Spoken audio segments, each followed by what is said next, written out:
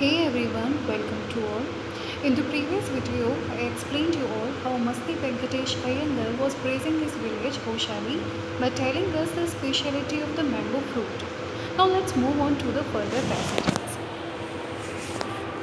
Masti Venkatesh Iyengar आगे हमें बताते हैं that just as the mango is special, so is everything else around our village. तो जैसे मैंगो हमारे यहाँ स्पेशल है, हमारे गांव के जो मैंगो हैं वो बहुत स्पेशल है, so is everything else around our village. ऐसे ही हमारे आसपास के गांव के आसपास जितनी भी चीज़ें हैं वो क्या है, सब स्पेशल है। We have a creeper growing in the ever so fine water of the village pond. हमारे गांव में एक पॉन्ड यानी तालाब है, उसका जो एवर सो फाइन वाटर है यानी कि हमेशा का जो अच्छा सा पानी है, उसमें एक क्रीपर यानी एक बेल जो है वो क्या है, उगी हुई है। तो वो आगे हम बताते हैं, its flower are a feast to behold. Behold का मतलब होता है देखना, और फेस्ट यानी किसी चीज़ का एंजॉय करना, आनंद मनाना, कि उसके जो फ्लावर्स हैं वो देखने में बहुत ही सुखद लगते हैं, बहुत ही आनंददायक लगते हैं। Get 2 leaves from the creeper when you go to the pond for bath.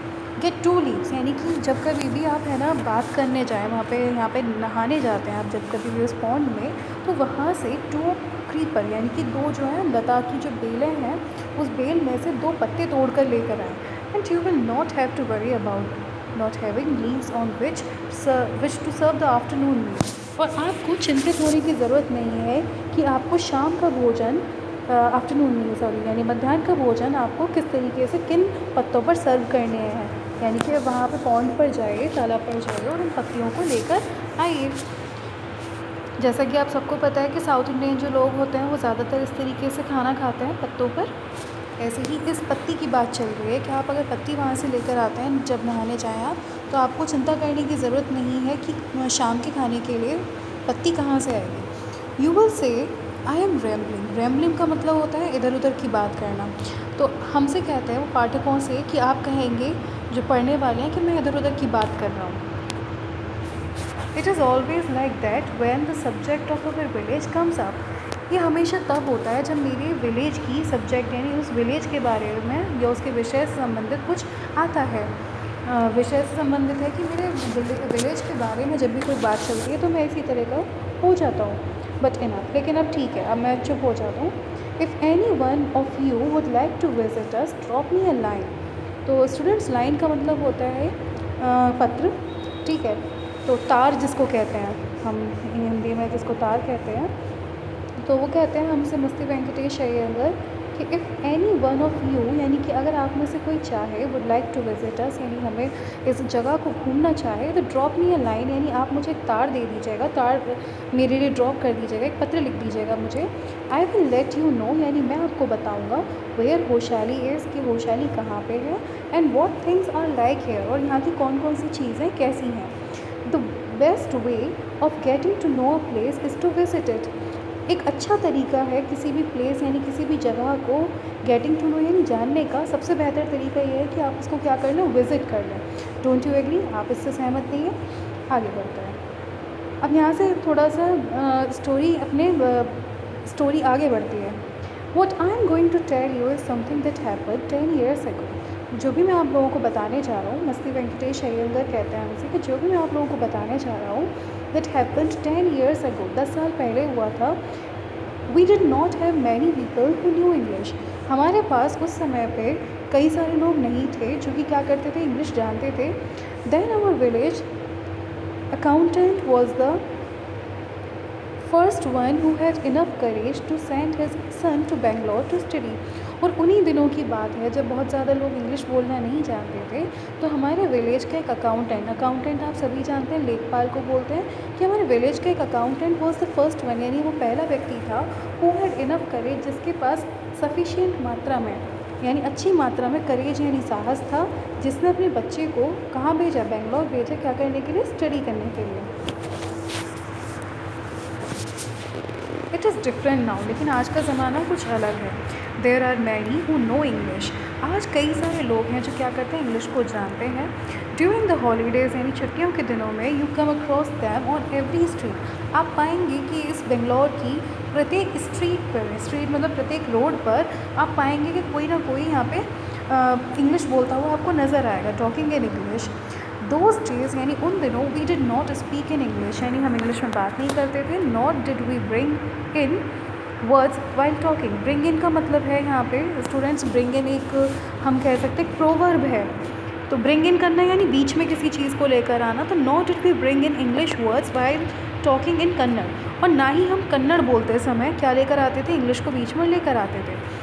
क्योंकि हमारे इंडिया में जितने भी स्टेट्स हैं सभी की भाषा कुछ ना कुछ अलग है। महाराष्ट्र में महाराष्ट्रियन बोली जाती है, हमारे अवधी भाषा हमारी यूपी में स्टेट में बोली जाती है। ऐसे ही जो दक्षिण भारत के जितने भी राज्य हैं वहाँ पे कन्नड़, तेलुगु और उड़िया ऐसी भाषाएं बोली जाती हैं। तो वो कहते हैं कि हम कभी इंग्लिश के वर्ड्स को बीच में भी नहीं लाते थे जब हम कन्नड़ में बात करते थे। What has happened is disgraceful, यानी अब जो हो चुका है बड़ा ही डिस्ग्रेसफुल है। डिस्ग्रेसफुल मतलब एक तरीके से देखने में बड़ा ही घृणित लगता है, अच्छा नहीं लगता है। उसको देखने से हमें कैसा लगता है, बहुत ही अपमानजनक स्थिति आ जाती है। What has happened is disgraceful believe me, यानी बड़ा अजीब लगता है जब आज के लोग कन्नड़ भाषा बोलते समय भी बीच में शब्दों को लेकर आता है। जबकि होना ये चाहिए कि जब आप जो भाषा बोलते हैं उसकी उसकी रिस्पेक्ट करते हुए केवल और केवल हमें वही भाषा बोलनी चाहिए। द अदर डे यानी अगले दिन I was in Rama Rouse house when they bought a bundle of firewood.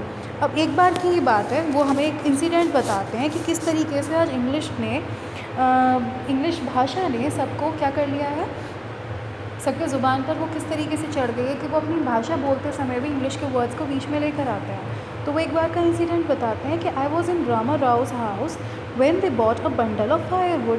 Firewood यानी जलाने वाली जो लकड़ी का एक बंडल उसने ख़रीदा रामा राउज में। तो मैं उसके घर पे पहुंचा। रामा राव सन केम आउट टू पे फॉर इट। रामा राव का जो सन है वो बाहर आता है उसको पे करने के लिए, फायरवुड लकड़ी का पैसा देने के लिए। ही आस्क्ड द वुमेन, उसने एक वुमेन से खरीदी थी वो फायरवुड। तो वो वुमेन से पूछता है how much should I give you, कि मुझे तुम्हें इंग्लिश में ही ये इंग्लिश में ही पूछा था कि how much should I give you, कितने पैसे मुझे तुम्हें देने चाहिए। 4 पाइस शी सेड, उसने बोला 4 पैसे। The boy told her he did not have any change and asked her to come the next morning। अब उसने ध्यान दीजिएगा भाई स्टूडेंट्स, ये how much should I give you ये तो उन्होंने ऐसे पूछा कि कितना हुआ, कन्नड़ भाषा में ही पूछा होगा। तो उस स्त्री ने भी आंसर दिया 4 पाइस यानी 4 पैसे, ये भी उसने कन्नड़ में ही बोला होगा। The boy told her he did not have any change and asked her to come the next morning. तो अब उसने जो चेंज वर्ड है ये उसने इंग्लिश का लेकर आया। तो वो कहते हैं द बॉय टोल्ड हर, यानी बॉय ने उसको बोला उस स्त्री को that he did not have any change. Change का मतलब रेज़गारी जिसको कहते हैं, जो हम खुला पैसा कहते हैं, कि उस समय उसके पास खुला पैसा नहीं था। एंड आस्क्ड हर, वो उस औरत से कहता है कम द नेक्स्ट मॉर्निंग, यानी अगली मॉर्निंग आना तब मैं दे दूँगा। The poor women did not understand the English word change. और उस जो पुअर वुमेन का मतलब बेचारी उस औरत ने, या पुअर मैन का हर जगह मीनिंग स्टूडेंट्स गरीब नहीं होता है, पुअर का कभी कभी मीनिंग बेचारा भी होता है।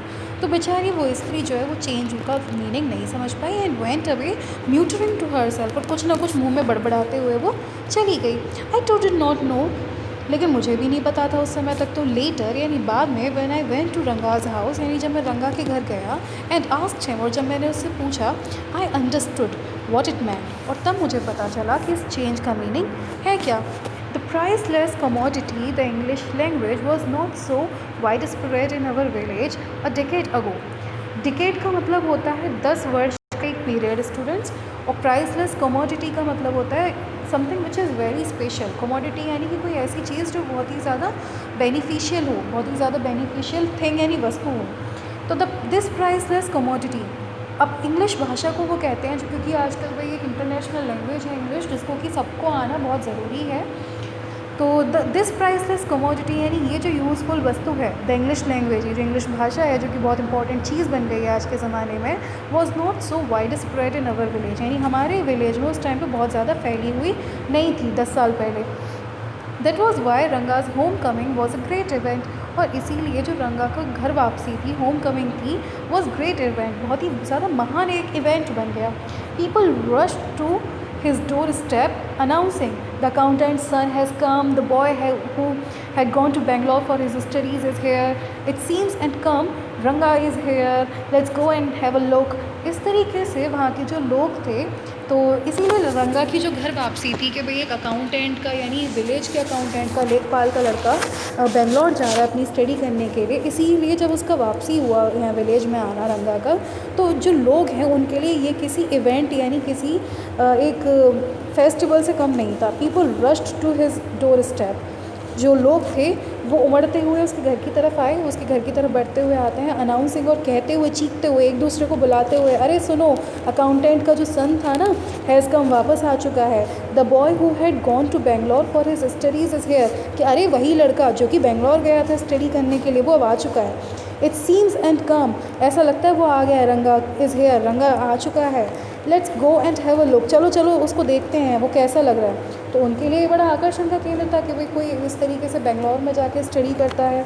Attracted by the crowd, crowd से अट्रैक्ट होकर I too went and stood in the courtyard. Crowd से अट्रैक्ट होता है, आप कभी कहीं पे भीड़ देखते हैं तो आप भी क्या हो जाते हैं, एकदम अट्रैक्ट हो जाते हैं और वहाँ पे जाते हैं। ऐसे ही वो कहते हैं, जो नरेटर हैं मस्ती वेंकटेश अयंगर, वो कहते हैं कि मैं भी क्राउड से यानी भीड़ से अट्रैक्ट हो गया। I too went and stood in the courtyard, और मैं भी गया और मैं भी उसके कोर्टयार्ड यानी आंगन में जाकर खड़ा हो गया। एंड आस्क्ड, और पूछने लगा, why have all these people come, यानी कि यहाँ पे इतने सारे लोग क्यों आ चुके हैं। There is no performing monkey here, कोई मंकी तो नाच नहीं रहा यहाँ पे, फिर ये लोग क्यों आ गए। अ बॉय, उनमें से एक लड़का, एक फेलो विदाउट एनी ब्रेन यानी जिसके पास दिमाग थोड़ा कम था, said loud enough for everyone to hear, और जो सब लोग बहुत लाउड इनफ का मतलब होता है जो इतनी तेज़ी से बोलना कि सब लोगों के कानों में सुन जाए। तो वो इतनी तेज़ी से बोलता है, what are you doing here then, जब मंकी नहीं नाच रहा तो तुम लोग क्या कर रहे हो, मैंने तो ऐसे ही पूछ लिया। A youngster immature and without any manners, वो एक ऐसा लड़का था जो कि बहुत ही इमेच्योर था और जिसके अंदर मैनर्स भी नहीं थे। Thinking that all these things now of the past, ये सोचते हुए कि ये जो चीज़ है, जो लोग आ रहे हैं मिलने, उन सब चीज़ों को पास्ट की बातें समझ के कि अरे ये तो बहुत पागलपंती के लोग हैं, ये अपने ज़माने की चीज़ों को आज भी इम्प्लीमेंट करते हैं, इस तरीके से सोच के वो लड़का कह जाता है कि फिर आप यहाँ पे कर क्या रहे हैं जब कोई बंदा ही नहीं नाच रहा। Seeing so many people there, यानी वहाँ पर कई सारे लोगों को देखकर Ranga came out with a smile, Ranga बाहर आता है अपने फेस पर एक स्माइल लेते हुए, on his face. Had we all gone inside, the place would have turned into the what people call the black hole of Calcutta. अगर हम had we all gone inside, यानी कि अगर हम वहाँ पे उसके घर के अंदर चले जाते, the place would have turned into what people call the black hole of Calcutta. Calcutta की अंधेरी काल कोठरी जैसा लगने लगता अगर हम सभी उसके घर में घुस जाते तो। आज के लिए स्टूडेंट्स यहाँ पे मैं एंड करती हूँ। वीडियो में इतना ही, अगली वीडियो में आगे के पैसेजेस को डील करेंगे। Thank you all.